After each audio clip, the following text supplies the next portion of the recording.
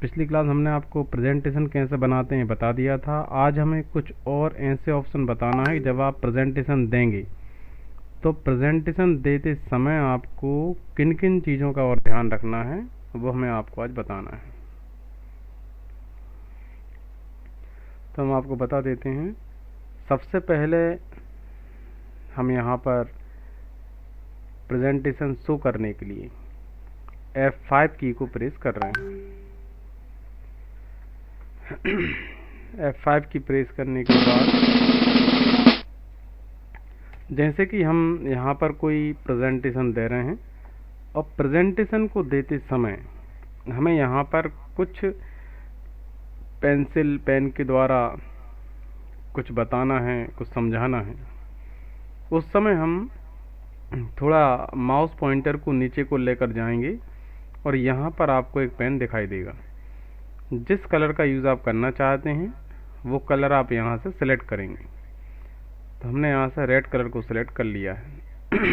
आप इसके अलावा आपको जैसे कि पेंसिल लेना है तब आप यहाँ पर जा रहे हैं और ये आपने यहाँ पेन को ले लिया है। लेज़र पॉइंट भी आप ले सकते हैं कोई चीज़ समझाने के लिए, पेन भी आप ले सकते हैं कुछ आपको दिखाना है इस तरह से। तो आप यहाँ पर आप पेन को भी यहाँ से ले लेंगे। अपन ने पेन ले लिया है। अब आप इस तरह से कुछ लाइन खींचकर इस तरह से आपको समझाना है कि ऑफिस असिस्टेंट ट्रेनिंग ये है, ये कंप्यूटर टीचिंग ट्रेनिंग है। फिर आपको कुछ भी आपने इस तरह से बहुत सारा समझा दिया है। समझाने के बाद अब आपको लग रहा है कि ये लाइन आपको साफ करना है तो आप यहाँ से कीबोर्ड से ई प्रेस करेंगे, केवल ई प्रेस करते ही ये जो भी आपने लाइन यहाँ पर लिखी दिखाई थी समझाने के लिए वो यहाँ से हट जाएंगे। अगर आपको सारी लाइन नहीं हटाना है, आपको कुछ हटाना है, जैसा आपने इस तरह से कुछ किया है और आपको ये कुछ आपने किया है, अब ये वाला आपको हटाना है या कोई एक हटाना है, उसके लिए फिर आप कंट्रोल ई प्रेस करेंगे। जैसे ही आप कंट्रोल ई प्रेस करेंगे तो आपका जो माउस पॉइंटर है उसमें इस तरह से रिजल्ट आ जाएगा।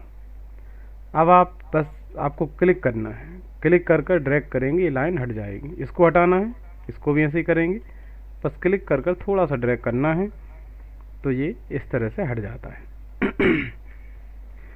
अब इसके अलावा लेज़र, अब फिर से इसे अपन ठीक कर लें, कंट्रोल ई फिर से प्रेस करेंगे तो ये आपका माउस पॉइंटर नॉर्मल हो जाएगा। अब आप यहाँ से फिर से जा रहे हैं पेन पर और लेज़र पॉइंट पर अपन क्लिक कर रहे हैं। तो आप देख रहे हैं इस तरह से लेज़र पॉइंट के द्वारा जैसा आप समझाते हैं, कुछ आप चाह रहे हैं हम समझाते समय आप दिखा भी पाएँ कि डेटा एंट्री ऑपरेटर की ट्रेनिंग इसमें आपकी होगी। डिप्लोमा करेंगे तो डेटा एंट्री का सारा काम आप सीखेंगे परफेक्ट तरीके से, लैब असिस्टेंट का सारा काम सीखेंगे, ऑफिस असिस्टेंट का सारा काम सीखेंगे। अगर आप इस तरह से कभी समझाने के लिए लेज़र पॉइंट की आवश्यकता होती है तो आप यहाँ से इसको भी यूज़ कर सकते हैं। इसके अलावा जैसे माना कि आपको किसी को जूम करके दिखाना है, जैसे कोई विशेष पॉइंट के बारे में आपको समझाना है और आपको उसे जूम करके दिखाना है तो कंट्रोल के साथ आप जूम इस तरह से कर सकते हैं। फिर से ऊपर नीचे इस तरह से आप खिसका भी सकते हैं। तो पावर पॉइंट प्रेजेंटेशन देते समय आपको कुछ चीज़ों का और ध्यान रखना होता है जो हमने आपको अभी आज बताई हैं। वापस छोटा करना है, कंट्रोल के साथ आप रोलर को घुमाएंगे, इस तरह से ये वापस स्क्रीन छोटी हो जाएगी। प्रेजेंटेशन देते समय आपका पूरा प्रयास होता है कि आप जिस टॉपिक के बारे में समझा रहे हैं वो बहुत ही बेहतर तरीके से आप समझा सकें और सभी उसको अच्छे तरीके से समझ पाएँ। इसी उद्देश्य से आप प्रेजेंटेशन को देते हैं। तो आपको इन सारी चीज़ों का ध्यान और यहाँ रखना है। कुछ बातें और आप याद रखेंगे तो ये आपका और अच्छा प्रेजेंटेशन होगा। एक बार फिर अपन देखेंगे। F5 की प्रेस की अपन ने, इस तरह से आप प्रेजेंटेशन दे रहे हैं, आप सब चीज़ समझाएंगे, क्या क्या सिखाया वो सब समझाएंगे। इसके बाद अब आपको इनमें कुछ चीज़ बताना है तो आप यहाँ से पेन पर गए, लेज़र पॉइंट पर गए, यहाँ से आपने लेज़र पॉइंट को ले लिया है और आप इस लेज़र पॉइंट की सहायता से आप इस तरह से जो भी बताना चाहते हैं वो बता सकते हैं। वापस हम एस्केप बटन प्रेस कर रहे हैं और हम वापस पहुंच चुके हैं। अब आपको जिस स्लाइड की जैसी दूसरी स्लाइड लेना है आप उस स्लाइड को यहाँ से कॉपी कर सकते हैं। कॉपी करते हैं कंट्रोल C के द्वारा और पेस्ट करते हैं कंट्रोल V के द्वारा। अब इस स्लाइड को कहीं भी आप लेकर जा सकते हैं, माउस से क्लिक को दबाना है, ड्रैग करना है, आप उस स्लाइड को कहीं पर भी रख लेंगे। अब इसका मैटर आप यहाँ से चेंज कर सकते हैं, जो भी आप मैटर यहाँ पर लेना चाहेंगे आप वो मैटर यहाँ पर ले लेंगे, इसको हटा देंगे। लेकिन इसमें इफेक्ट है तो आपको इफेक्ट डालना नहीं पड़ेगा। सर आप ना एक आंसर नहीं आ रहा, आप बता दीजिए। MS पावर पॉइंट द्वारा स्लाइड बनाने के स्टेप्स को समझाइए। हाँ, ये हमने आपको बता दिया है, पहली क्लास हमने आपको बताया था स्लाइड कैसे अपन बनाते हैं, उसका वीडियो भी हमने आपको भेज दिया था। तो स्लाइड जब आप बनाते हैं तो सबसे पहले तो आप पावर पॉइंट को आपने ओपन किया है, फिर आप यहाँ से आप न्यू स्लाइड ले लेते हैं। अब न्यू स्लाइड कैसे लेते हैं, वो आप अपनी आवश्यकता के अनुसार जिस तरह का प्रेजेंटेशन बना रहे हैं उस तरह की स्लाइड आप यहाँ से ले लेते हैं। जैसे आप देख रहे हैं टाइटल स्लाइड है, इसमें आप टाइटल के साथ साथ सब टाइटल भी यहाँ पर लेते हैं, ये आप देख रहे हैं। और एक और है, तो यहाँ पर आप देखना है, इसमें आप टाइटल ओनली लेते हैं, केवल टाइटल। केवल टाइटल लेना है तो आप इस स्लाइड को लेते हैं, यहाँ पे आप ओनली टाइटल लिख देते हैं। इसके अलावा यदि आपको टाइटल के साथ कुछ कंटेंट भी लिखना है तो आप यहाँ पे क्लिक करते हैं, ऊपर टाइटल लिखेंगे, नीचे कंटेंट लिखेंगे। प्रेजेंटेशन देते या बनाते समय आपको ये और ध्यान में रखना है कि आपका टाइटल जो आप ले रहे हैं वो बिल्कुल एक सीध में होना चाहिए। जैसे आप यहाँ देख रहे हैं सब में टाइटल, जैसे यहाँ पर एक सीध में है, अब यहाँ नीचे चला गया है, तो आप प्रयास करते हैं कि बिल्कुल एक जगह पर आप टाइटल हर बार आ रहा है, नीचे हर बार आप जो और चीज़ ऐड कर रहे हैं वो सब आ रहा है, तो ये आपको ध्यान में रखना है। तो ये आप यहाँ से ले लेते हैं। इसके अलावा आपको कंपैरिजन करना है दो चीज़ों के बीच में, तो आप इसको लेते हैं। इसमें आप यहाँ कोई भी दो चीज़ों के मध्य तुलना कर सकते हैं, कुछ आप तुलना करके दिखाना है तो आप इसको लेते हैं। ऐसा ही ये भी है। ब्लैंक लेते हैं, जब आपको खुद डिज़ाइन करना है तो आप ब्लैंक ले लेते हैं अपने हिसाब से, आप उसमें जो मैटर जहाँ लिखना है वो लिख लेते हैं। पिक्चर आपको लेना है तो यहाँ से पिक्चर ऑप्शन को आप सेलेक्ट करेंगे, यहाँ से आप पिक्चर भी ले लेंगे। यहाँ पर आपको आधी स्लाइड पर पिक्चर भी लगाना है, बाकी में आप कुछ लिखना भी है, टाइटल लिखना है, बाकी और कुछ चीज़ ऐड करना है तो आप यहाँ पे लिख भी सकते हैं, साथ में पिक्चर भी लगा सकते हैं। यदि आपको पिक्चर के द्वारा कुछ समझाना है तो आप इसका यूज़ कर सकते हैं। जब भी आप किसी को समझाते हैं, प्रेजेंटेशन देते हैं, यदि आप पिक्चर का भी यूज़ करते हैं तो वो अच्छे समझ में आता है। तो अब इस तरह से न्यू स्लाइड पर जाकर पिक्चर वाली स्लाइड भी यहाँ से ले सकते हैं। इसी प्रकार और भी हैं, ये आप जितना ज़्यादा प्रैक्टिस करेंगे उतना आपको स्लाइड लेना और प्रेजेंटेशन तैयार करना आएगा। डुप्लीकेट यहाँ से आप लेते हैं स्लाइड, इस तरह से आप Ctrl+C और Ctrl+V भी आप कर लेते हैं, उससे भी आपकी स्लाइड डुप्लीकेट आ जाती है, जो ऊपर की है वो नीचे आ जाती है। Ctrl+C से स्लाइड कॉपी होती है, Ctrl+V से स्लाइड पेस्ट हो जाती है। इस तरह से आप कर सकते हैं। यदि कुछ शेप आपको चाहिए तो यहाँ से आप कुछ शेप भी ले सकते हैं, कुछ शेप आप लगा सकते हैं। जैसे आपने ये लिया और यहाँ पर एक कुछ बॉक्स आपने बना लिया है, इसमें आपने कुछ लिखा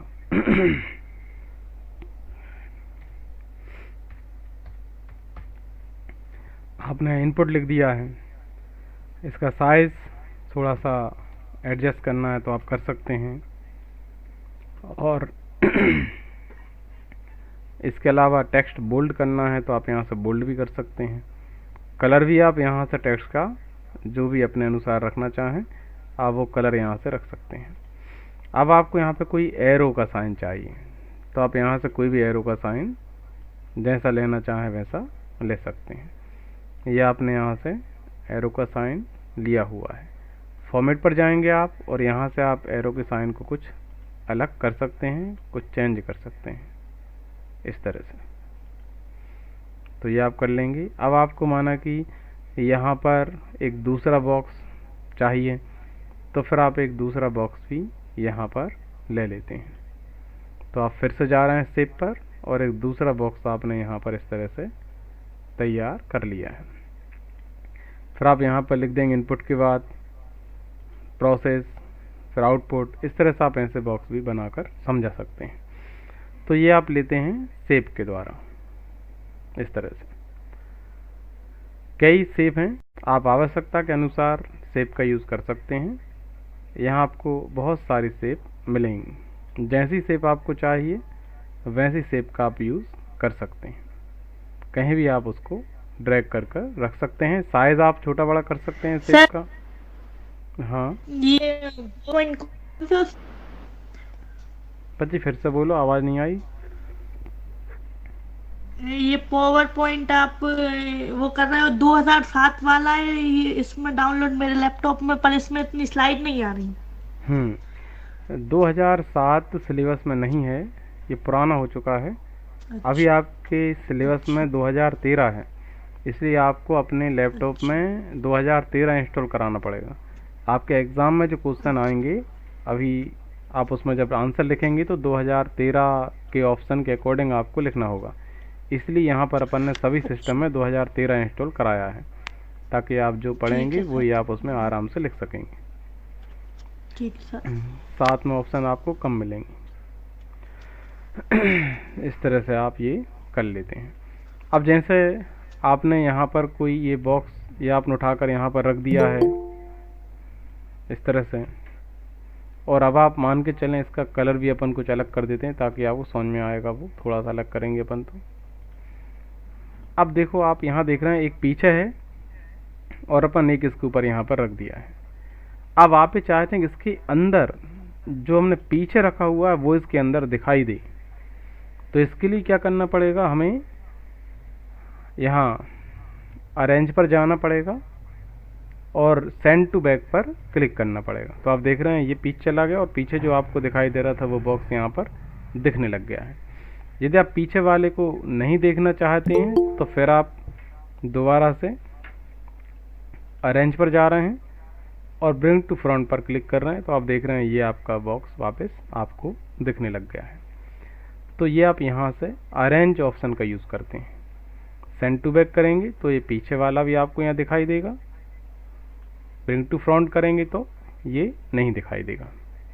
इस तरह से आप कर सकते हैं। कुछ और स्टाइल यहाँ पर रहती हैं, आप जैसी स्टाइल लेना चाहें वैसी आप स्टाइल यहाँ से आवश्यकता अनुसार ले सकते हैं, जो भी आपको लेना होगी इस तरह से।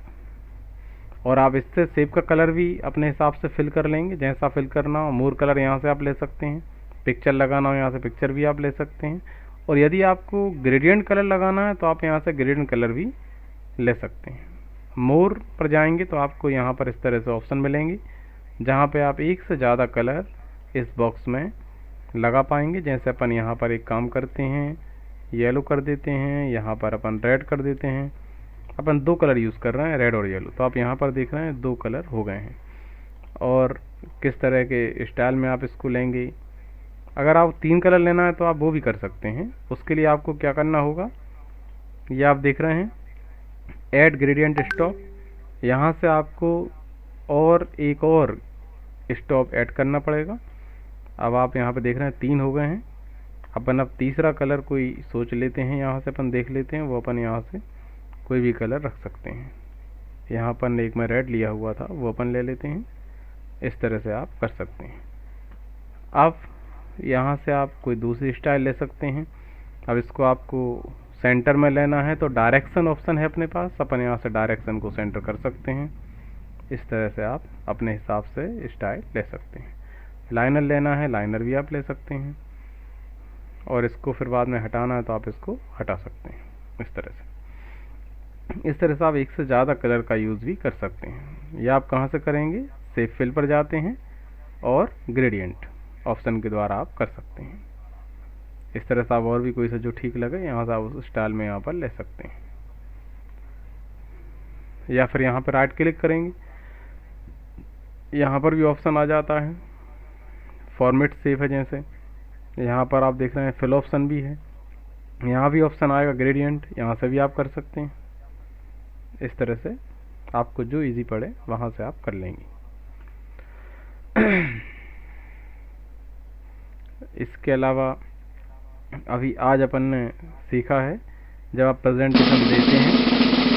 प्रेजेंटेशन देते समय अगर आप कभी कोई चीज़ समझाना है, कुछ बताना है, उस समय किस तरह से आप कुछ बताने के लिए यहाँ से लेज़र पॉइंट या पेन का यूज़ करते हैं, वो हमने आपको यहाँ पर बता दिया है। और अगर आपको जूम करके दिखाना है तो कंट्रोल के साथ करेंगे, कंट्रोल फिर माउस का रोलर घुमाएंगे आप, इस तरह से आप जूम कर कोई चीज़ दिखा सकते हैं। वापस घुमाएंगे तो पीछे जाएगा, इस तरह से आप एडजस्ट कर सकते हैं। अपन बाकी अगली क्लास में सीखेंगे। अभी इसमें किसी कुछ पूछना हो तो पूछ सकते हैं। हमने आपको एक प्रेजेंटेशन बनाना और देना बताया है, और देने का तरीका हमने बता दिया है। कुछ शेप हमने लाना बता दिया है ताकि आप अपने प्रेजेंटेशन में समय समय पर शेप लगा सकेंगे। शेप में कलर भी हमने करना बता दिया है आपके लिए। और न्यू स्लाइड ऑप्शन के द्वारा आप स्लाइड कैसे तैयार करते हैं, स्लाइड कैसे लेते हैं, वो हमने बता दिया है। आपको एक और बात ध्यान रखना है, जैसे MS वर्ड होता है, वर्ड में आप पेज बोलते हैं, वर्ड में पेज होते हैं।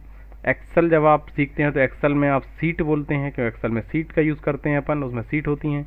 इसी प्रकार पावर पॉइंट में आप जो यूज़ कर रहे हैं इसको अपन पेज नहीं बोलते हैं और सीट भी नहीं बोलते हैं, इनको आप स्लाइड बोलते हैं। तो इस तरह से आपको सब चीज़ों को समझना होता है। तो ये अपन स्लाइड कैसे तैयार करते हैं, स्लाइड कैसे बनाते हैं, हमने आपको बता दिया है। एक एक करके आप अपने आवश्यकता अनुसार यहाँ स्लाइड ले सकते हैं और उनमें अपने हिसाब से जो मैटर आपको लिखना है, जिस टॉपिक पर आप प्रेजेंटेशन दे रहे हैं उसके बारे में आप पूरी चीज़ें यहाँ पर अपनी बातें लिख देते हैं। डायग्राम भी लगा लेते हैं, पिक्चर भी लगा लेते हैं, वीडियो भी लगा लेते हैं, ऑडियो भी हमने लगाना बताया था पिछली क्लास में इंसर्ट ऑप्शन के द्वारा, तो ये भी आप यहाँ पर कर लेते हैं।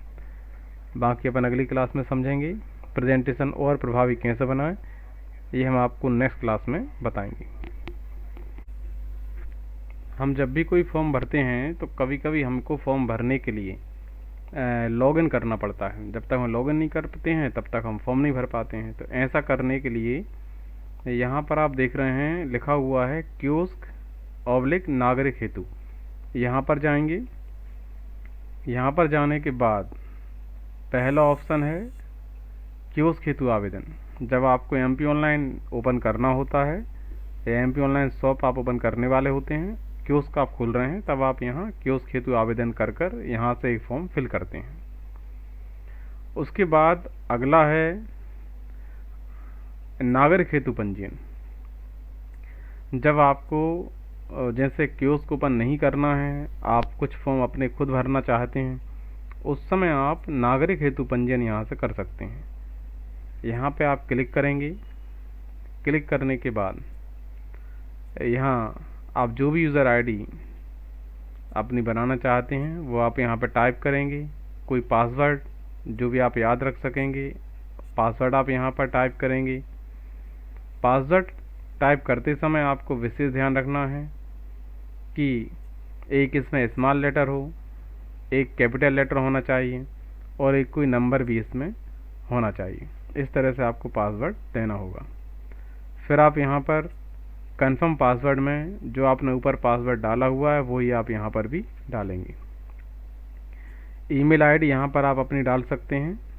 जो कभी आप पासवर्ड भूल जाएंगे तो पासवर्ड रिकवर करने के लिए वो ID आपकी काम में आएगी, उस पर पासवर्ड आप सेंड कर पाएंगे।